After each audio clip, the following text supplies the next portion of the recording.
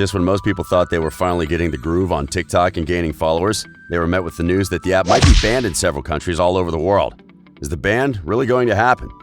What are the top TikTokers saying about it? Do we have an alternative? Stick around to find out more as compiled by Riveted. Since TikTok was first introduced, there have been several concerns from users and critics. One particular incident that caused a lot of noise was when TikTok temporarily suspended the account of a 17-year-old Afghan-American user, Feroza Aziz, after she posted a video disguised as a makeup tutorial, drawing attention to the internment camps of Muslim Uyghurs in Xinjiang, China. TikTok later apologized and claimed that her account was suspended as a result of human error. Her account has since been reinstated. In July 2020, TikTok suspended the account of another user whose viral video called attention to human rights of the Uyghurs. Many countries also showed concerns regarding the content of TikTok, which is thought to be obscene, immoral, vulgar, and encouraging of pornography.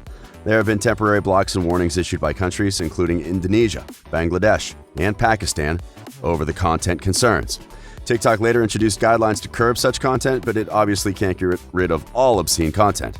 Several users who have also reported endemic cyberbullying on TikTok, including racism. TikTok admitted that it had suppressed videos by disabled users as well as LGBTQ+ users in a purported effort to limit cyberbullying, and moderators were told to suppress users with abnormal body shape, ugly facial looks, too many wrinkles, or in slums, rural fields, and dilapidated housing to prevent bullying. They later said that the app no longer shadow bans content based on race, wealth, status, or orientation, but there has still been concerns about such issues. However, the biggest concern when it comes to TikTok has been security and privacy. The United States has been increasingly scrutinizing app developers over the personal data they handle, especially if some of it involves U.S. military or intelligence personnel. As much as the U.S. has been pushing for the ban on TikTok, the concerns are not entirely baseless. Chinese law requires domestic companies to cooperate with the state's security efforts, a connection that raised concerns about the government's influence over TikTok content moderation in the U.S. and its access to American users' data. TikTok lists that it collects usage information, IP addresses, a user's mobile carrier, unique device identifiers, keystroke patterns, and location data, among other data. This has been a point of concern for most countries that want the app banned. It was even reported in January 2020 that Checkpoint Research discovered a security flaw in TikTok, which could have allowed hackers access to user accounts using SMS. So states were not just concerned about China collecting their citizens' data, but also the possibility of other countries illegally getting the data. Unlike many countries that are still considering the ban, countries such as India already took that step. India was TikTok's biggest market with more than 650 million downloads, but it was banned in the country since the end of June when the government put it on a blacklist of 59 Chinese mobile apps that it accused of threatening national security. The Indian government said the decision to ban the apps was to protect the data and privacy of its 1.3 billion citizens and put a stop to technology that was stealing and surreptitiously transmitting users' data in an unauthorized manner to servers outside of India. Several other countries, including the U.S., also plan to follow suit. TikTok has already been banned by the Transportation Security Administration, the TSA, Department of Homeland Security, as well as on government-issued mobile devices used by the U.S. Army and U.S. Navy. Joe Biden's presidential campaign also told staff to remove TikTok from their work and personal devices due to security concerns, according to a source within the campaign. Wells Fargo also banned the app from its devices due to privacy and security concerns, and the trend is likely to continue. In May 2020, the Dutch Data Protection Authority announced an investigation into TikTok in relation to privacy protections for children.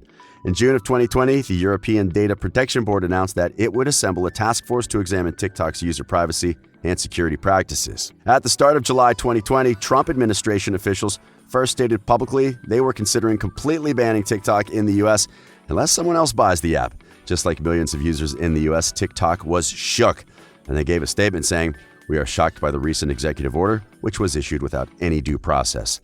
Text of the decision makes it plain that there has been a reliance on unnamed reports with no citations, fears that the app may be used for a misinformation campaign with no substantiation of such fears, and concerns about the collection of data that is industry standard for thousands of mobile apps around the world. Luckily, Microsoft is already chasing a deal to buy all of TikTok's global business, and it said it was in negotiations with ByteDance to explore a purchase of the TikTok service in the United States, Canada, Australia, and New Zealand. They also expressed interest in taking over operations in India and Europe. Microsoft has discussed adding an agreement whereby it would have 1 year to separate TikTok from its Chinese parent and address U.S. government concerns over the security and data generated by the app. A purchase by Microsoft may help restore its fortunes by removing the stigma of Chinese ownership. And the proposed acquisition of TikTok, which boasts 100 million U.S. users, would offer Microsoft a rare opportunity to become a major competitor to social media giants like Facebook. In its blog post, Microsoft pledged to add more security, privacy, and digital safety protections to the TikTok app and ensure that all private data of Americans be transferred back to the U.S. and deleted from servers outside the country. Initially, Donald Trump was against any purchase and said it was probably easier to buy the whole thing than to buy 30% of it.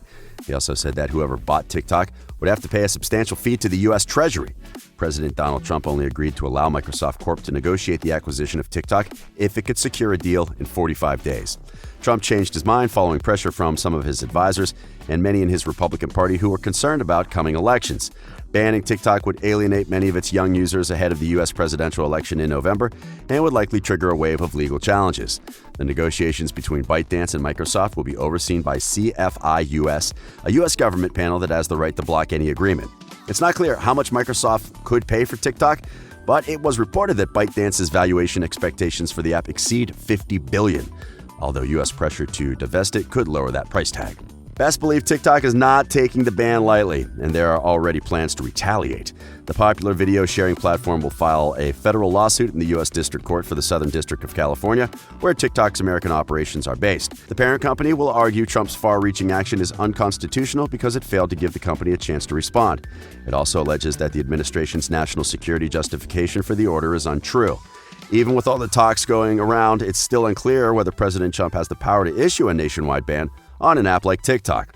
Experts have questioned whether such action could violate Americans' First Amendment rights and how effective the ban could be in practice. Because TikTok is classified as a software, the platform could be covered by the First Amendment, and this classification would make a TikTok ban an unconstitutional restriction of speech.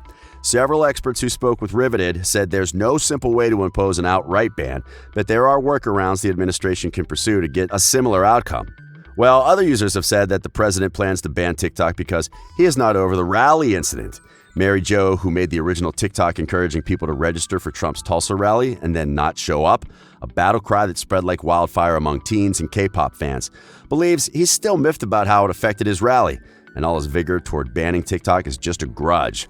The hashtag #SaveTikTok has also had over 1 billion views on the app since the president said the app would be banned. For many users, TikTok is not just another social media app. It's part of their lifestyle, allowing the many Gen Zs to share laughs, get creative, and express their humor with friends and family. Many people are even using it to make a living during the COVID-19 pandemic. In fact, TikTok, on its part, has done a lot to create employment and help its users by launching a $200 million program to fund work by TikTok creators. This announcement was received positively by creators and the whole industry that has grown up around them. In addition, at the start of 2020, TikTok had 500 full-time staff in the U.S., and that number has since increased to 1,400. TikTok also said it has plans to hire 10,000 employees for good-paying jobs in the U.S. over the next 3 years, a long-term commitment to the market that could foster goodwill in Washington. The company has also hired more than 35 lobbyists to advocate on its behalf in Washington to persuade lawmakers that it's committed to U.S. regulations and not beholden to the Chinese government. In March, the company said it was setting up a transparency center in its Los Angeles office to provide outside experts an opportunity to directly view how the teams at TikTok go about the day-to-day challenging but critically important work of moderating content on the platform. In May, TikTok even hired former Disney executive Kevin Mayer, who is American, to run TikTok.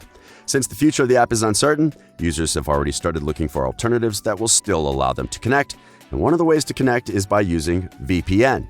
ExpressVPN's website saw a 10% week-over-week increase in traffic following the U.S. government's announcement of a potential TikTok ban. The VPN service recorded similar trends in Japan and Australia, where it saw a 19% and 41% wow increase in traffic, respectively, after the government said they might block TikTok. Then India officially shut down TikTok. ExpressVPN saw a 22% WOW jump in web traffic. In Hong Kong, where TikTok voluntarily pulled out following the enactment of the national security law, the VPN service logged a 10% wow traffic growth. Several top users have also expressed their concerns about the ban. For instance, Addison Rae, who dropped out of Louisiana State University to pursue a full-time influencer career, posted a video of herself pretending to knock on the college's doors to let her back in. She captioned it, "Me at LSU tomorrow." 9 TikTok creators with a collective 54 million followers, including Brittany Broski, Hope Schwing, and Mitchell Crawford, published an open letter addressed to Mr. Trump on Medium. Part of their letter read, TikTok has enabled the kinds of interactions that could never take place on the likes of Facebook and Instagram. Our generation has grown up on the internet, but our vision of the internet is going to require more than two gatekeepers. Why not use this as an opportunity to level the playing field? Others have made peace with leaving the platform for good. Josh Richards, Griffin Johnson, and Noah Beck reported that they came to a collective decision to slowly withdraw from TikTok a few months ago after becoming aware of reports the app's Beijing-based parent company, ByteDance, could be sharing user data with the Chinese government. The three creatives said they began conducting their own research by speaking to industry leaders, tech experts, and government officials, and what they found was apparently worse than they ever imagined. They said they considered developing their own app, but then met with Triller, an entertainment platform similar to TikTok.